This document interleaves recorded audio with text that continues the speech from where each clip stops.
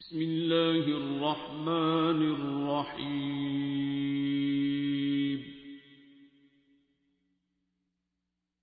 السلام علیکم ورحمۃ اللہ وبرکاتہ۔ آج کی اس ویڈیو میں ہم جانیں گے ایک ایسے آتش پرست کے بارے میں کہ جس کا نام مابا تھا، جو کہ آگے چل کر ایک ایسا عاشق رسول بنا کہ دنیا بھر میں اس کے ایمان، شجاعت اور عقل و دانش کے چرچے ہوئے، اور عشق الہی اور عشق رسول صلی اللہ علیہ وآلہ وسلم تو ایسا کہ سر سے پاؤں تشار ہو گئے۔ آپ اس ویڈیو میں یہ جانیں گے کہ کس طرح جب اللہ پاک کسی سے بھلائی کا ارادہ فرماتا ہے تو وہ اسے کیسے منزل تک پہنچاتا ہے۔ اس ویڈیو میں آپ یہ بھی جانیں گے کہ کس طرح اور کیا کیا دلچسپ اور حکمت سے بھرپور واقعات پیش آئے ایک آتش پرست عالم مابا کو سلیمان فارسی بننے تک۔ ویڈیو کو مکمل ضرور دیکھیں، کیونکہ ہر مسلمان کے دل میں عشق الہی کے ساتھ ساتھ عشق رسول صلی اللہ علیہ وآلہ وسلم بھی ضرور موجود ہوتا ہے۔ شاید ان چند الفاظ سے ہمارے عشق کی دنیا ہی بدل جائے انشاءاللہ عز و جل۔ ویڈیو شروع کرنے سے پہلے آپ سے گزارش ہے کہ آپ اگر چینل پر نئے ہیں، چینل کو ابھی تک سبسکرائب نہیں کیا تو سبسکرائب ضرور کریں، تاکہ اس طرح کی مزید معلوماتی ویڈیوز کا نوٹیفیکیشن آسانی سے آپ تک پہنچ سکے، اور ویڈیو کو لائک اور شیئر بھی ضرور کریں، کیونکہ یہی صدقہ جاریہ ہے۔ نبی کریم صلی اللہ علیہ وآلہ وسلم مسجد نبوی میں تشریف فرما تھے کہ ایک شخص نے خدمت اقدس میں حاضر ہو کر عرض کیا، میں نے سنا ہے کہ آپ خدا کے خاص اور برگزیدہ بندے ہیں، اور کچھ بے وطن اور ضرورت مند لوگ آپ کے ساتھ ہیں۔ میرے پاس یہ چیز صدقے کے لیے رکھی تھی، آپ لوگوں سے زیادہ اس کا مستحق کون ہو سکتا ہے، اسے قبول فرمائیے۔ نبی صلی اللہ علیہ وآلہ وسلم نے اس شخص کو ایک نظر دیکھا، صدقے کی چیز دوسروں کو دلا دی اور انہیں کھانے کا حکم دیا، لیکن خود نہ کھایا۔ یہ دیکھ کر صدقہ لانے والا شخص واپس چلا گیا۔ دوسرے دن پھر آیا، کھانے کی کچھ چیزیں ساتھ لایا، حضور صلی اللہ علیہ وآلہ وسلم کی خدمت میں پیش کر کے عرض کیا، کل آپ صلی اللہ علیہ وآلہ وسلم نے صدقہ کی چیز نہیں کھائی تھی، آج یہ تحفہ قبول فرمائیے۔ حضور سرور کونین صلی اللہ علیہ وآلہ وسلم نے تحفہ قبول فرما لیا، خود کھایا اور دوسروں کو بھی دیا۔ اب اس شخص نے بار بار حضور اکرم صلی اللہ علیہ وآلہ وسلم کے شانہ مبارک پر نظر ڈالنی شروع کی۔ اسے اتفاق کہیے یا اور کچھ، اسی وقت شانہ مبارک سے چادر سرک گئی۔ اس شخص نے دونوں شانوں کے بیچ روپے کے برابر ایک ابھرا ہوا نشان دیکھا۔ اس نشان کو چومنے کے لیے جھکا، آپ صلی اللہ علیہ وآلہ وسلم نے فرمایا، سامنے آ جاؤ۔ وہ سامنے آیا۔ آپ صلی اللہ علیہ وآلہ وسلم نے صحابہ کرام کو بلایا، سب کی موجودگی میں اس شخص سے کہا کہ اپنا تعارف کرواؤ۔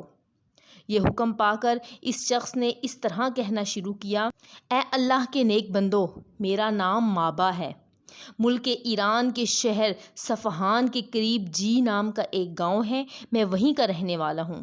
میرے والد وہاں کے ذمہ دار تھے، انہیں زراعت سے بھی دلچسپی تھی، اس لیے خود بھی بڑے پیمانے پر کھیتی باڑی کا کام کرتے رہتے تھے۔ مجھ سے اتنی محبت کرتے کہ لڑکیوں کی طرح مجھ کو سنوارتے اور گھر سے نکلنے نہ دیتے تھے۔ مجوسی مذہب کے ماننے والے تھے، آگ کی پوجا کرتے تھے، مجھ کو بھی آگ کی پوجا سکھاتے اور مجوسیت کے اصول اور قاعدے سمجھاتے رہتے تھے۔ میں بڑا فرما بردار بیٹا تھا، والد کی باتیں غور سے سنتا اور بڑے دھیان سے آگ کی پوجا کیا کرتا تھا۔ میں بچپن ہی میں ان مشہور پجاریوں میں گنا جانے لگا جو کسی وقت آگ کو بجھنے نہیں دیتے تھے۔ ایک دن میرے والد گھر کی مرمت میں لگے ہوئے تھے، کھیتی تیار کھڑی تھی، اس کی دیکھ بھال کو نہ جا سکے۔ میں کچھ بڑا ہو چکا تھا اور گھر سے باہر نکلنے لگا تھا، کھیتوں کی دیکھ بھال کے لیے مجھے بھیج دیا۔ میں چلا، راستے میں ایک گرجا ملا، اس وقت اس میں بہت سے عیسائی جمع تھے، عبادت کر رہے تھے۔ میں کھڑا ہو کر دیکھنے لگا، عیسائیوں کا عبادت کرنا مجھے بہت پسند آیا۔ میں نے دل میں کہا، عیسائی مذہب ہمارے مجوسی مذہب سے بہتر ہے۔ پھر ان عیسائیوں سے پوچھا، تمہارے مذہب کا مرکز کہاں ہے؟ انہوں نے بتایا، شام میں۔ باتوں میں شام ہو چکی تھی، میں پتہ پوچھ کر گھر واپس آ گیا۔ والد نے پوچھا، بڑی دیر کی، اب تک کہاں رہے؟ جواب دیا، کچھ لوگ گرجا میں عبادت کر رہے تھے، مجھ کو ان کا طریقہ ایسا بھلا لگا کہ سورج ڈوبنے تک وہیں رہا۔ میرے والد نے مجھ سے کہا، وہ مذہب تمہارے مذہب سے اچھا نہیں ہے؟ میں نے کہا، نہیں، خدا کی قسم وہ مذہب ہمارے مذہب سے کہیں بہتر ہے۔ میرے اس جواب سے والد کھٹکے کہ لڑکا کہیں مذہب نہ بدل دے، اس لیے انہوں نے میرا گھر سے نکلنا بند کر دیا۔ لیکن میں چھپ چھپ کر گرجا جایا کرتا۔ والد کو جب یہ معلوم ہوا تو غصے میں ہوئے اور مجھے قید کر دیا۔ قید ہو کر میرے دل کی تڑپ اور بڑھی۔ میں نے عیسائیوں کے پاس کہلا بھیجا کہ جب شام کو جانے والا کوئی قافلہ آئے تو مجھے خبر کرنا۔ خدا کا کرنا ایسا ہوا، کچھ ہی دنوں بعد کچھ تاجر آئے، وہ شام کو جا رہے تھے، مجھے خبر ہوئی۔ میں نے جیسے تیسے قید سے چھٹکارا حاصل کیا، تاجروں کے قافلے سے جا ملا۔ شام میں پہنچا، لوگوں سے پوچھا یہاں سب سے بڑا مذہبی شخص کون ہے؟ انہوں نے بڑے پادری کا پتہ دیا۔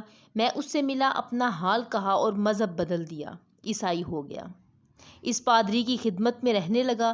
اس کے ساتھ رہنے سے پتہ چلا کہ یہ پادری تو بڑا خراب ہے، خود تو لوگوں سے اچھے کام کرنے کو کہتا ہے مگر خود نہیں کرتا، لوگوں سے فقیروں اور مسکینوں کے نام پر صدقہ لیتا اور اپنے کام میں لاتا ہے، جو بچتا ہے اسے جمع رکھتا ہے۔ اس طرح اس کے پاس 7 مٹکے سونے چاندی سے بھرے ہوئے جمع ہو گئے تھے۔ اس کا یہ لالچ دیکھ کر مجھے بڑا برا لگتا۔ کئی بار چاہا کہ لوگوں سے کہہ دوں، مگر پادری کا رعب اور اثر ایسا تھا کہ ہمت نہ پڑی۔ جب وہ مرا تو میں نے اس کا کچا چٹھا کہہ دیا۔ لوگوں نے تلاشی لی تو مٹکے برآمد ہوئے۔ عیسائیوں نے اس کا بدلہ اس طرح لیا کہ اس کی لاش کو سولی پر چڑھا دیا اور پتھر مارے۔ اس کے بعد دوسرا پادری اس کی جگہ مقرر ہوا۔ یہ سچ مچ بڑا نیک اور پرہیزگار آدمی تھا، رات دن عبادت کرتا، مجھے اس سے بڑی محبت ہو گئی۔ میں نے اس کو اپنا حال سنایا اور اس کی خدمت کرنے لگا۔ وہ بھی مجھ سے بہت راضی ہوا، اپنے دل کی باتیں مجھ کو بتا دیتا۔ جب وہ مرنے لگا تو میں نے اس سے کہا، میں آپ کے پاس عرصے تک رہا، آپ نے مجھ پر بڑی مہربانی فرمائی، اب آپ کا آخر وقت ہے، میرے لیے کیا حکم ہے؟ اب میں کس کے پاس جاؤں؟ اس نے کہا، میرے علم میں کوئی ایسا عیسائی نہیں جو حضرت عیسیٰ علیہ السلام کی پوری پیروی کرتا ہو۔ عیسائیوں نے حضرت عیسیٰ علیہ السلام کی تعلیم کو بدل ڈالا، جن اصولوں میں زحمت دیکھی انہیں بدل دیا اور بہت کچھ اپنی طرف سے ملا دیا۔ ہاں، موصل میں ایک شخص ہے جس کے پاس دین کا ٹھیک علم ہے، تم جا کر اس سے ملنا۔ اس مہربان پادری کی موت کے بعد میں موصل پہنچا، تلاش کر کے وہاں کے اس پادری سے ملا، اپنا سارا حال کہا۔ اس نے بھی مجھے ٹھہرا لیا۔ یہ پادری بھی سچ مچ بڑا نیک تھا، میں نے اس سے بہت کچھ سیکھا، لیکن تھوڑے ہی دنوں بعد اس کا بھی وقت آ گیا۔ اس سے بھی میں نے پوچھا اب کہاں جاؤں؟ اس نے نصیبین کے ایک پادری کا پتہ بتایا۔ اب میں نصیبین کے پادری کے پاس پہنچا۔ اس پادری کو سب سے بڑھ کر دیندار پایا، لیکن موت نے اسے بھی مہلت نہ دی۔ اس کے بعد اس کے مشورے سے میں عمودیہ کے سب سے بڑے پادری کے پاس گیا، اور جب وہ مرنے لگا تو میں نے اس سے کہا، سمجھ کر رہنما ہر رہنما کے ہو لیے پیچھے، سمجھ کر رہنما ہر رہنما کے ہو لیے پیچھے، ہوا لیکن نہ طے اپنا سفر اول سے آخر تک، چلتا ہوں تھوڑی دور ہر ایک راہ روا کے ساتھ، پہچانتا نہیں ہوں ابھی راہبر کو میں۔ اس نے جواب دیا، بیٹا اب میں کیا بتاؤں، اب دنیا میں کوئی دین حق کا ماننے والا نہیں ہے، دین حق کا جاننے والا آئے کہاں سے، جبکہ اس کے سرچشمے تورات اور انجیل کا پانی گدلا کر دیا گیا ہے۔ البتہ اس نبی کے ظہور کا وقت قریب ہے کہ جس کا حال تم نے کتاب مقدس میں پڑھا ہے، وہ نبی عرب کے ریگستان میں ہوگا اور دین ابراہیم کو زندہ کرے گا اور کھجوروں والی زمین کی طرف ہجرت کرے گا۔ اس کی پہچان یہ ہے کہ وہ تحفہ تو قبول کرے گا مگر صدقہ نہ کھائے گا۔ اس کے دونوں شانوں یعنی کندھوں کے درمیان روپے کے برابر ایک نشان ابھرا ہوگا۔ میں تم کو نصیحت کرتا ہوں کہ اس سے جا کر ملنا، تم کو پورا اطمینان ملے۔ اس سب سے بڑے پادری کے مرنے کے بعد میں وہیں رہا۔ جو قافلہ آتا اس سے پوچھتا کہاں جاؤ گے؟ میری خوش قسمتی سے عرب کے کچھ تاجر پہنچ گئے، میں ان کے ساتھ ہو لیا، لیکن ان عربوں نے میرے ساتھ دھوکہ کیا، غلام بنا کر ایک یہودی کے ہاتھ بیچ ڈالا۔ اس یہودی نے اپنے چچا زاد بھائی کے ہاتھ بیچ دیا اور وہ مجھے لے کر مدینے آیا۔ یہاں میں نے کھجوروں کے پیڑ دیکھے تو میری بے چینی بڑھ گئی۔ لوگوں سے پوچھتا پھرا مگر بتاتا کون، کسی کو خود بھی معلوم نہ تھا۔ ایک دن میں اپنے آقا کے باغ میں کام کر رہا تھا، ایک کھجور کے پیڑ پر چڑھ کر اسے ٹھیک کر رہا تھا، نیچے آقا بیٹھا تھا۔ اتنے میں ایک شخص نے آ کر اپنے قبیلے کا نام لیا اور کہا، خدا اس قبیلے کے لوگوں کو غارت کرے، سب کے سب ایک شخص کے پاس جمع ہیں جو مکہ سے آیا ہے، یہ لوگ اس کو نبی کہتے ہیں۔ یہ سننا تھا کہ میرے پاؤں کانپنے لگے، بدن میں سنسناہٹ پیدا ہو گئی۔ اگر میں کھجور کے درخت سے فوراً نہ اترتا تو گر پڑتا۔ میں اس وقت ایسا بوکھلا سا گیا کہ بے سوچے سمجھے پوچھنے لگا کہ تم کیا کہتے ہو؟ میرے آقا نے اس سوال پر مجھے ایک گھونسا مارا اور ڈانٹا، تجھ کو اس سے کیا غرض، اپنا کام کر۔ میں خاموش ہو گیا، لیکن اب مجھے صبر نہیں تھا۔ کھانے کی کچھ چیزیں پاس تھیں، کل آپ صلی اللہ علیہ وسلم کی خدمت میں آیا تھا، صدقہ کہہ کر پیش کیا۔ آپ صلی اللہ علیہ وسلم نے صدقہ دوسروں کو بانٹ دیا، خود نہ کھایا۔ اموریہ کے سب سے بڑے پادری کی ایک پیش گوئی صحیح نکلی۔ میں کل واپس گیا مگر نیند مجھے نہیں آئی۔ آج موقع پاتے ہی پھر آیا۔ آج تحفے کے طور پر پیش کیا تو آپ صلی اللہ علیہ وسلم نے قبول فرما لیا، خود بھی کھایا اور دوسروں کو بھی دیا۔ دوسری پیش گوئی بھی صحیح نکلی۔ اب مجھے شانوں کے درمیان نشان دیکھنے کی ضرورت تھی، وہ بھی دیکھ لیا۔ مجھے یقین ہو گیا کہ آپ صلی اللہ علیہ وسلم سچے نبی ہیں۔ میں نے اپنی دلی مراد پا لی۔ میں خدا کا بڑا شکر ادا کرتا ہوں۔ سچ ہے کہ جس نے ڈھونڈا اس نے پا لیا۔ یہ لمبی داستان جو سچ مچ آپ بیتی تھی، جس نے سنی خوش ہوا۔ نبی کریم صلی اللہ علیہ وسلم بھی بہت محظوظ ہوئے۔ اس آپ بیتی سے مسلمانوں کے ایمان میں اور بھی مضبوطی آئی۔ نبی کریم صلی اللہ علیہ وسلم نے حق کے اس جویا کا نام سلیمان رکھا اور اب مابا حضرت سلیمان رضی اللہ تعالیٰ عنہ ہو گئے۔ نبی کریم صلی اللہ علیہ وسلم کو حضرت سلیمان کی غلامی بہت شاق گزر رہی تھی، اس لیے آپ نے فرمایا اپنے آقا کو معاوضہ دے کر غلامی سے چھٹکارا حاصل کرو۔ سلیمان رضی اللہ تعالیٰ عنہ نے جا کر یہودی سے کہا 300 کھجوروں کے پیڑ اور 40 اوقیہ سونے پر معاملہ طے پایا۔ ایک غلام کے پاس اتنا سرمایہ کہاں، پھر غلام بھی کیسا، پردیسی بھی کیسا جو مستقل طور سے ایک جگہ بھی نہ رہ سکا، آج یہاں کل وہاں۔ رحمت للعالمین نے عام مسلمانوں سے سفارش فرمائی کہ اپنے بھائی کی مدد کرو۔ اس زمانے میں تحریک اسلام میں جو لوگ حصہ لے رہے تھے وہ رحماء بینہم کی پوری تفسیر تھے، وہ کسی مسلمان کو غلام اور پریشان بھی نہیں دیکھ سکتے تھے۔ چنانچہ سب نے ایک ایک، دو دو، چار چار کھجوروں کے پودے دیے، آن کی آن میں 300 پیڑ مل گئے۔ پھر حضور صلی اللہ علیہ وسلم نے تمام مسلمانوں کو ساتھ لیا، جا کر سارے پیڑ بٹھائے اور زمین ٹھیک کر کے ایک شرط پوری فرما دی۔ اب رہا سونا، اللہ تعالیٰ جب اپنے بندے کو آزمائش سے نکالتا ہے تو پھر دیر نہیں لگتی۔ اسی دن ایک غزوہ سے مرغی کے انڈے کے برابر سونا آیا، آپ نے سلیمان رضی اللہ تعالیٰ عنہ کو دے دیا۔ سونا ٹھیک 40 اوقیہ تھا، گویا اللہ تعالیٰ نے حضرت سلیمان ہی کے لیے اسے بھجوایا تھا۔ غلامی سے چھٹکارا پا کر سیدھے حضور صلی اللہ علیہ وسلم کی خدمت میں آئے اور ہمیشہ ہمیشہ کے لیے آپ ہی کے ہو رہے۔ حضرت سلیمان کے آنے پر مسلمانوں میں ایک بڑی دلچسپ بحث چھڑی۔ سوال یہ پیدا ہوا کہ سلیمان مہاجر ہیں یا انصاری؟ ہر دو گروہ انہیں اپنی طرف منسوب کرنے کی دلیلیں دے رہے تھے۔